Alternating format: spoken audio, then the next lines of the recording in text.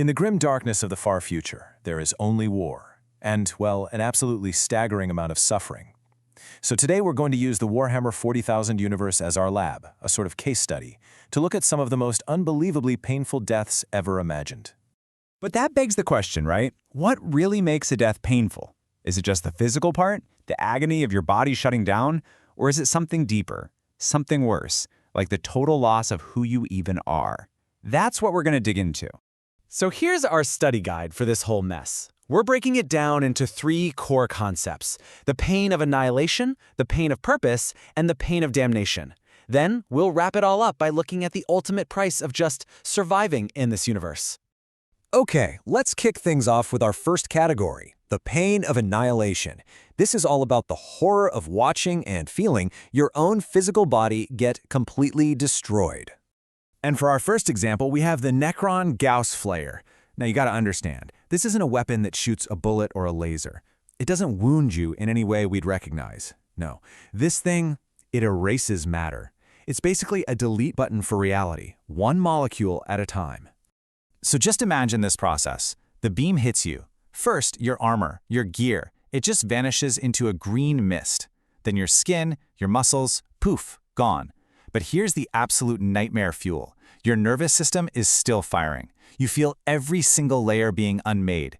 Your brain is still conscious, processing the impossible, watching yourself literally cease to exist, right down to your bones. So, how does the all-powerful Imperium of Man fight this terrifying tech? Well, here's the thing. They don't.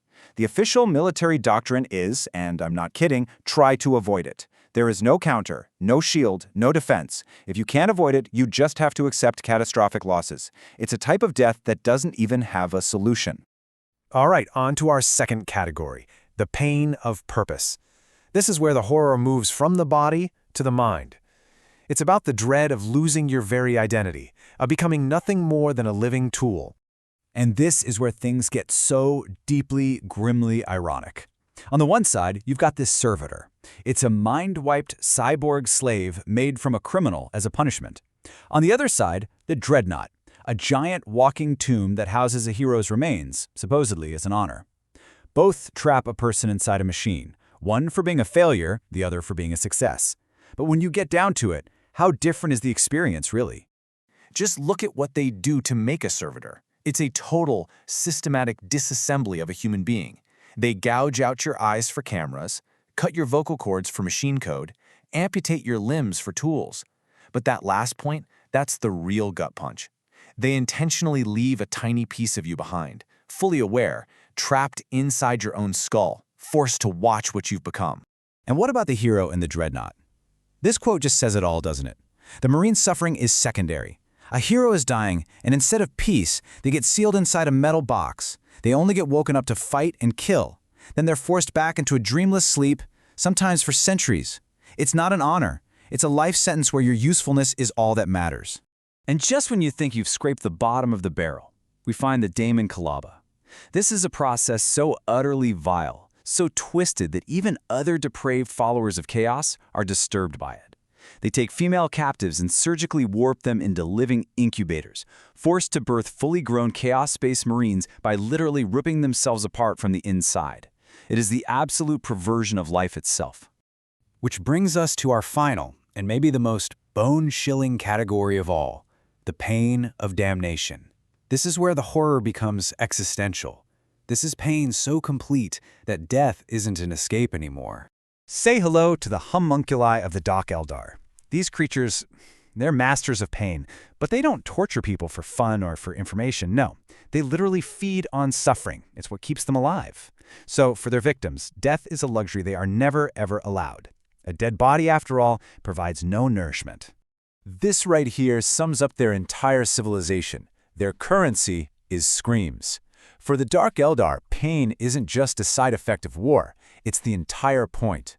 Agony is the most precious resource they have, and every single act of cruelty is a calculated harvest.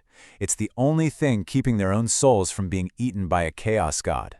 And their methods are just sickeningly creative. They don't just cause pain, they rewire your nerves to make it 1,000 times worse. They have regeneration tech that makes sure you can't die no matter what they do to you. They'll stitch you into living statues or literally use the energy from your agony to power their weapons. And this isn't over in an hour. This can last for years, decades, an eternity of perfectly engineered suffering. Of course, the Dark Eldar aren't the only ones dealing in damnation. The Chaos God Nurgle offers his own special little gift, a divine plague called Nurgle's Rot. It doesn't just kill you, it makes your body rot away piece by agonizing piece while you're still alive and feeling everything. And that's just the appetizer. The plague also chains your soul to Nurgle for all time, damning you to serve as one of his mindless plague demons. Now just look at this number on the screen. 10,000. What in the world could that possibly represent? Well, it's the cost of keeping an entire galactic empire from falling apart.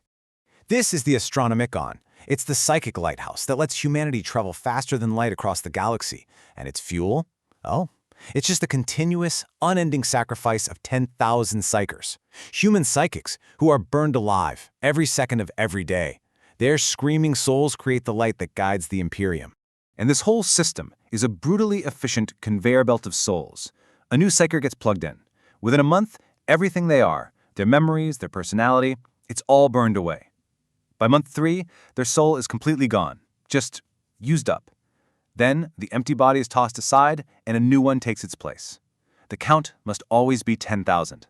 It's industrial-scale damnation, all in the name of progress.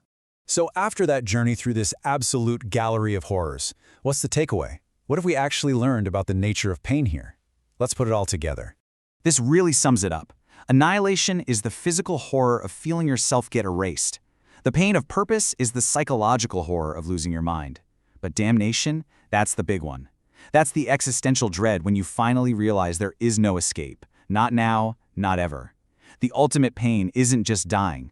It's the total loss of yourself, and more importantly, the total loss of hope. Which really just leaves us with one final, haunting thought, doesn't it? In a universe so completely built on suffering, physical, psychological, and spiritual, is a quick, clean death the absolute best thing anyone can hope for? Is that the only real mercy that exists?